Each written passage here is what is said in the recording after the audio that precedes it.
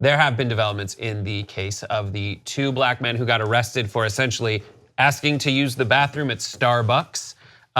This is what happened as a result. Rashawn Nelson and Dante Robinson chose not to pursue a lawsuit against the city of Philadelphia.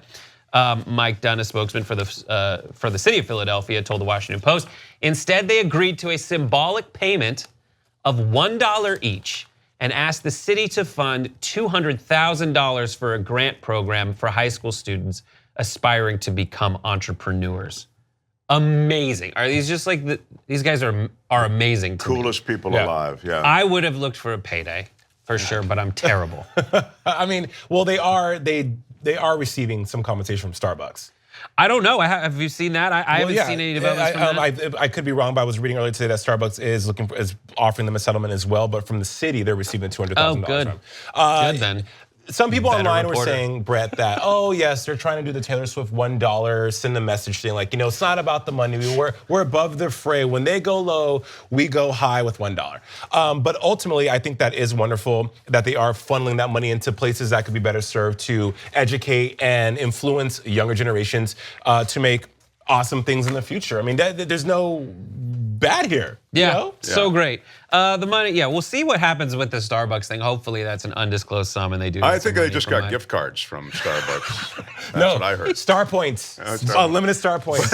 On Jason's point about the dollar, the online stuff that you'd seen, this isn't the first or even the 1,000th example of somebody taking $1 on a civil suit.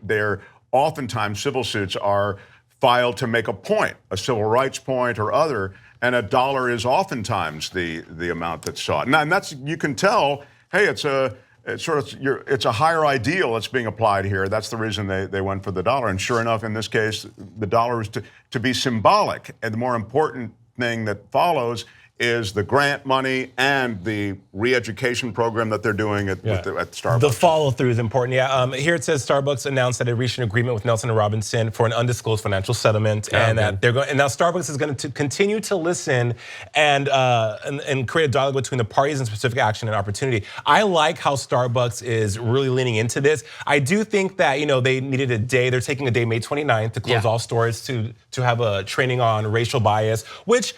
Some people think that that's not cool. I think that's a step in the right direction for a company to say, well, this is what we can do, so we're gonna do it. Right, the racial bias training is one that has kind of become in vogue for various corporations because as opposed to the previous way of doing it, which looked at folks and was like, okay, so this guy's the problem, you're being a problem, and it's you personally, it's Michael Scott here of The Office who is the problem. Now it's like, it's no one's fault. It's just kind of implicit. Some people are making assumptions that no one even knows that they're making. It's just implicit, so let's address it. At least it's getting addressed. And these guys in their legal team are playing a role in that. And I think that's great. They're closing 8,000 stores. We want to piss off America. Telling you, that 2 p.m. coffee rush that you don't get is gonna be dire. But also the amount of money that, if you want to get financial with it and really talk about dollars and cents, the amount of money Starbucks is gonna lose within that, whatever time frame is substantial. So again, I love Starbucks. Thank you so much for your mocha lattes. No, your cafe macchiato today, this afternoon. Bomb. And it's good stuff. Here's a statement from the mayor.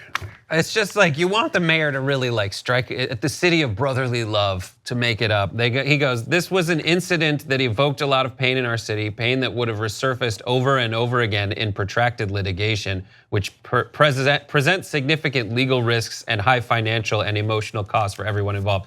Oh, way to hit the emotional tone there, Jim Kenney.